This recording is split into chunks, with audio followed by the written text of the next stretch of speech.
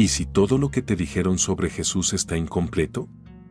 La mayoría de los cristianos conocen la crucifixión y resurrección de Jesús, pero hay un detalle oculto que muchos ignoran: Jesús descendió a los infiernos.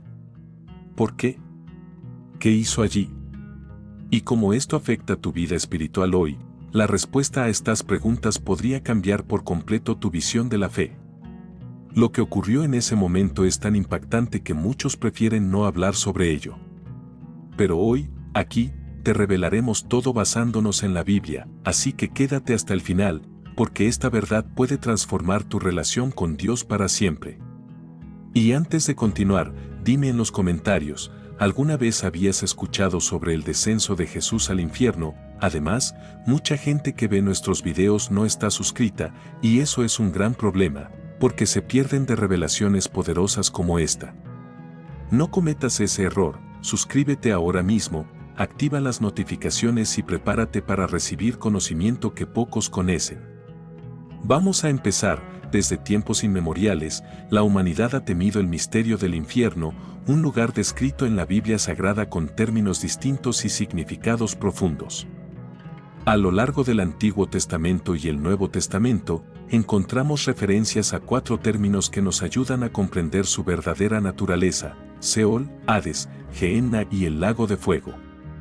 No son sinónimos intercambiables, sino facetas distintas de la realidad espiritual que Dios reveló en las historias bíblicas. Seol, por ejemplo, era entendido en la cultura judaica y crista como el lugar de los muertos, un dominio sombrío donde las almas esperaban su destino final. Hades, su equivalente en el mundo grecorromano, también se percibía como una morada temporal de los difuntos, un estado de espera antes del juicio. Pero es en el Nuevo Testamento donde aparece la temible Gehenna, descrita por Jesús Cristo como un lugar de castigo definitivo, asociado con fuego inextinguible, Marcos 9, 43-48. Finalmente, el Apocalipsis menciona el lago de fuego, el destino final de los impíos y de Satanás, cerrando el ciclo de la salvación y redención. La arqueología bíblica nos ofrece pistas sobre cómo estas ideas evolucionaron en la cultura judaica y crista. La palabra Gehenna proviene del valle de Hinón, un lugar real en Jerusalén donde, según las curiosidades bíblicas, se practicaban sacrificios idolátricos en tiempos antiguos, Jeremías 7:31. Más tarde, ese valle se convirtió en un vertedero donde se quemaban residuos constantemente, ofreciendo una imagen vívida del castigo eterno. No es casualidad que Jesús Cristo haya usado este término para advertir sobre la condenación final. En contraste, el Seol y el Hades eran concebidos como lugares de tránsito, esperando la resurrección y el juicio de Dios. Sin embargo, en la enseñanza cristiana, solo hay 2 destinos finales: la vida eterna en la presencia de Dios o el castigo eterno en la Gehenna y el lago de fuego, Mateo 25:46. Pero aquí es donde muchos caen en errores comunes. Las profecías bíblicas nunca describen el infierno como un reino donde Satanás gobierna con un trono y castiga almas. Este concepto no proviene de la Biblia Sagrada, sino de la literatura medieval y la imaginación popular. Tampoco se presenta como un lugar de fiesta o diversión para los impíos. La realidad es que el infierno es el exilio definitivo de la presencia de Dios, una separación total de la fuente de toda bondad, amor y esperanza. Además, la idea del purgatorio, popular en algunas tradiciones, no tiene base bíblica. No existe una segunda oportunidad después de la muerte, está establecido para los hombres que mueran una sola vez, y después de esto, el juicio, Hebreos 9:27. Ahora bien, si el infierno es real, ¿qué sucedió cuando Jesús Cristo murió? ¿Realmente descendió a las profundidades de este reino de castigo? La respuesta nos lleva a uno de los misterios de la Biblia más impactantes. Cuando Jesús entregó su espíritu en la cruz, algo ocurrió en el mundo invisible. Su descenso no fue para sufrir, sino para cumplir un propósito divino. Según la Biblia Sagrada, Jesús proclamó victoria sobre la muerte y el pecado, marcando un punto de no retorno en la historia de la salvación y redención. ¿Pero qué significa exactamente esta proclamación? ¿A quiénes habló? ¿Y qué implicaciones tiene para los creyentes hoy? Las respuestas a estas preguntas nos llevarán a explorar un evento trascendental, la misión de Jesús en el infierno y su impacto eterno. Prepare su corazón, porque lo que viene a continuación cambiará su manera de entender la obra de Cristo. Durante siglos, la imagen del infierno ha sido distorsionada por interpretaciones erróneas, influencias culturales y mitologías ajenas a la Biblia Sagrada. Muchas personas creen que el infierno es un reino donde Satanás gobierna, castigando a las almas con un tridente en la mano. Esta idea, sin embargo, no tiene base en las historias bíblicas. De hecho, la Biblia Sagrada deja claro que Satanás no es un monarca del infierno, sino un prisionero condenado. En Apocalipsis 20:10 se nos dice que el diablo será lanzado en el lago de fuego y azufre, donde sufrirá eternamente. Es decir, él no tiene ningún poder en el infierno, en cambio, es una de sus víctimas finales. Otro error común es pensar que el infierno es un lugar de fiesta para los impíos, un sitio donde los rebeldes se reúnen en desafío a Dios. Nada podría estar más lejos de la realidad. Jesús Cristo, en sus enseñanzas sobre el juicio final, describió el infierno como un lugar de llanto y crujir de dientes, Mateo 25:30, una imagen de desesperanza absoluta. La noción de un infierno donde las almas continúan en pecado y diversión perpetua contradice la esencia misma de la Biblia Sagrada, que lo presenta como el estado más extremo de separación de Dios. Allí, la conciencia de la pérdida es absoluta y no hay placer, ni compañerismo, ni consuelo. La idea del purgatorio también es una noción equivocada, sin respaldo en la Biblia Sagrada. Algunos creen que después de la muerte hay un periodo de purificación donde las almas pueden pagar por sus pecados antes de entrar al cielo. Sin embargo, las profecías bíblicas enseñan que después de la muerte solo hay dos caminos: la vida eterna en la presencia de Dios o la condenación eterna, Daniel 12:2, Juan 5:29. No hay una tercera opción. Además, la doctrina de la salvación y redención a través de Jesús Cristo deja claro que solo su sacrificio es suficiente para limpiar el pecado, no las obras humanas ni el sufrimiento post-mortem, Efesios 2, 8-9. El infierno tampoco es un lugar donde las almas son destruidas y dejan de existir. Algunos creen que los malvados simplemente desaparecen en la nada, pero la Biblia Sagrada enseña lo contrario. En Apocalipsis 14:11 se describe el tormento de los impíos como algo que sube por los siglos de los siglos. Esto sugiere que la separación de Dios es permanente y el castigo eterno es real.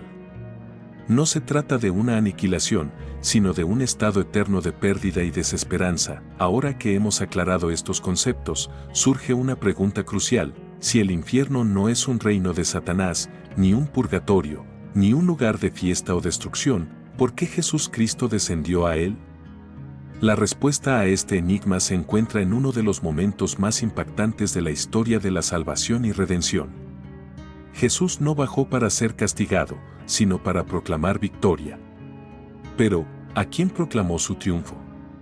¿Qué ocurrió realmente en esos 3 días entre su muerte y su resurrección? Este es uno de los temas más fascinantes de las historias bíblicas, pues muchas personas imaginan que Jesús Cristo, al descender al infierno, experimentó sufrimiento, angustia o castigo. Sin embargo, la Biblia Sagrada deja claro que su descenso no fue para padecer, sino para proclamar la victoria sobre el pecado y la muerte. En 1 Pedro 3, 18-19, se menciona que Jesús fue muerto en la carne, pero vivificado en el Espíritu, en el cual también fue y predicó a los espíritus encarcelados. Esta declaración nos lleva a una revelación profunda: Jesús no bajó como un prisionero, sino como un conquistador. Para entender esto, es fundamental recordar que, antes de la resurrección de Jesucristo, el destino de las almas justas y las almas impías no era el mismo. En el Antiguo Testamento, los muertos iban al Seol, un lugar dividido en 2 secciones, una parte de descanso para los justos y otra de tormento para los impíos. Esto queda evidente en la parábola del rico y Lázaro, Lucas 16, 19-31, donde se muestra que el pobre Lázaro fue al seno de Abraham, mientras que el rico sufrió en llamas. Esto nos revela que el Hades no era solo un sitio de castigo, sino también un lugar de espera para aquellos que vivieron en fe antes de la redención definitiva. Entonces, ¿qué hizo Jesús en este reino de los muertos? Su misión era proclamar la culminación del plan divino. Durante siglos, los patriarcas, profetas y justos esperaban el cumplimiento de las profecías bíblicas sobre la llegada del Mesías. Al descender, Jesús Cristo anunció que su sacrificio en la cruz había sido el pago final por el pecado, abriendo el camino a la salvación y redención. Imagina la escena. En un instante, los ecos de su voz llenaron el reino de los muertos, proclamando que el tiempo de espera había terminado. Aquellos que creyeron en las promesas de Dios, desde Abraham hasta David, finalmente pudieron ver la consumación del pacto eterno. Este evento también tenía otro propósito: demostrar su dominio absoluto sobre la muerte y el infierno. En Colosenses 2:15 se nos dice que Jesús despojó a los principados y potestades y los exhibió públicamente, triunfando sobre ellos en la cruz. No solo se trataba de liberar a los justos, sino también de exponer la derrota de las fuerzas del mal. Los demonios y toda la hueste de la oscuridad fueron testigos de que el Cordero inmolado se había convertido en el León de Judá. Satanás no pudo detenerlo, el pecado no pudo corromperlo y la muerte no pudo retenerlo. Sin embargo, esto nos lleva a otro acontecimiento impactante: si Jesús descendió al Seol para proclamar victoria, ¿qué ocurrió después con las almas justas? ¿Qué cambio trajo esta victoria para los creyentes de hoy? ¿Cómo se abrieron las puertas del cielo para la humanidad redimida? Si el descenso de Jesús Cristo al infierno fue una proclamación de victoria, su siguiente acto transformó para siempre el destino de los justos: liberar a las almas que esperaban en el Seol y asegurar el acceso al cielo para todos los creyentes. Esta verdad es una de las más poderosas de la Biblia Sagrada, pues revela que la muerte ya no tiene el mismo dominio sobre los hijos de Dios. Antes de la crucifixión, incluso los fieles del Antiguo Testamento no podían entrar en la plenitud del cielo, pues el sacrificio perfecto aún no había sido realizado. Pero con la victoria de Jesús, las cadenas espirituales fueron rotas y las puertas del paraíso fueron abiertas de par en par. Este evento se confirma en Efesios 4, 8-10, donde se dice que Jesús subió a lo alto y llevó cautiva la cautividad. Esta enigmática declaración nos muestra que el Mesías no solo descendió, sino que ascendió con las almas de los justos que habían muerto antes de su sacrificio. Figuras como Moisés, Elías, Daniel y tantos otros que habían esperado fielmente las promesas de Dios, fueron finalmente liberados. Imagínalo, en un instante, el lugar de espera fue vaciado y aquellos que habían anhelado ver la salvación de Israel fueron llevados a la gloria eterna. Un eco de este evento se encuentra en un suceso extraño registrado en Mateo 27, 52-53. Los sepulcros se abrieron, y muchos cuerpos de santos que habían dormido se levantaron, y saliendo de los sepulcros después de la resurrección de él, vinieron a la santa ciudad y aparecieron a muchos. Este es un misterio de la Biblia que pocos comprenden. ¿Cómo es posible que algunos justos resucitaran y fueran vistos por muchos en Jerusalén? Algunos teólogos creen que fue una señal visible de lo que ocurría en el mundo espiritual: los muertos estaban siendo liberados de su cautividad. Aquí es donde comprendemos la diferencia fundamental entre el Hades y el cielo después de la resurrección de Cristo. Antes de su sacrificio, el Hades tenía dos compartimentos, uno de reposo y otro de tormento. Pero después de su victoria, el paraíso fue trasladado a la presencia de Dios. Esto explica por qué, al morir, el creyente ya no va a un lugar de espera, sino directamente al cielo. Jesús mismo lo confirmó en Lucas 23:43, cuando le dijo al ladrón en la cruz: «Hoy estarás conmigo en el paraíso». Ya no había una barrera entre los justos y la gloria de Dios, pero esto plantea otra pregunta: ¿cómo esta victoria se convierte en nuestra victoria? Si Jesús abrió las puertas del cielo para los justos del pasado, ¿qué garantía tenemos nosotros hoy de que también participamos de esta promesa? Aquí entra en escena el momento culminante de su misión: tomar las llaves de la muerte y del Hades, asegurando la vida eterna para todos los que creen en él. El momento culminante de la obra de Jesús Cristo se revela en Apocalipsis 1:18, donde él mismo declara: Yo soy el que vive, y estuve muerto, mas he aquí que vivo por los siglos de los siglos, y tengo las llaves de la muerte y del Hades. Esta afirmación no es meramente simbólica, sino una realidad espiritual. Cristo arrebató el dominio de la muerte y estableció una nueva era para la humanidad. Ya no hay incertidumbre para quienes creen en Él, porque la tumba ha sido vencida y el acceso a la salvación y redención está garantizado. Desde los tiempos más antiguos, la muerte era vista como el destino inquebrantable de todo ser humano. En el Antiguo Testamento se la describía como el Seol, un lugar sombrío donde todos iban, sin distinción entre justos e impíos. Pero cuando Jesús resucitó, rompió para siempre las cadenas de este ciclo inexorable. 1 Corintios 15, 54-55 proclama con poder: sorbida es la muerte en victoria.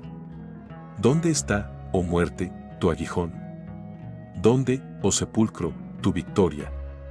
Esta no es solo una metáfora poética, sino el grito triunfal de aquellos que han sido redimidos por su sangre, y aquí entra un punto crucial: Jesús no solo venció la muerte para sí mismo, sino para todos aquellos que creen en Él. Esto significa que la muerte física ya no tiene la última palabra sobre los creyentes, porque sus almas están aseguradas en Cristo. La resurrección de los muertos, profetizada en toda la Biblia Sagrada, es el sello definitivo de esta victoria. Daniel 12:2 anticipaba este evento siglos antes: y muchos de los que duermen en el polvo de la tierra serán despertados, unos para vida eterna y otros para vergüenza y confusión perpetua. Pero, ¿qué significa esto para el creyente hoy? Significa que el miedo a la muerte ha sido anulado. Significa que, aunque el cuerpo se desgaste, el alma permanece firme en las promesas de Dios. Significa que la resurrección de Jesús no es solo un hecho histórico, sino una garantía personal para cada cristiano. Por eso, Pablo exclamó en Romanos 8, 38-39, porque estoy seguro de que ni la muerte, ni la vida, ni ninguna otra cosa creada nos podrá separar del amor de Dios. Y con esto, la historia llega a su punto más glorioso. Desde el descenso de Cristo al infierno hasta su victoria sobre la muerte, cada evento fue parte de un plan divino para restaurar a la humanidad. Pero este no es el final, sino el comienzo de una promesa eterna. El destino final de los creyentes no es el Hades, sino la gloria de Dios, donde reinarán con Cristo por los siglos de los siglos. Hemos explorado un misterio profundo sobre Jesús y su descenso a los infiernos. Pero ahora quiero saber tu opinión. ¿Crees que este evento tuvo un impacto espiritual más grande de lo que imaginamos? ¿Cómo esta revelación cambia tu forma de ver la salvación? Déjalo en los comentarios, estaré leyendo cada respuesta. Si este contenido te hizo reflexionar, asegúrate de suscribirte al canal y activar las notificaciones para no perderte más revelaciones impactantes de la Biblia. Y si quieres seguir profundizando en los secretos más ocultos de la fe, no te pierdas el próximo video que aparecerá en tu pantalla. Nos vemos allí. Que Dios te bendiga.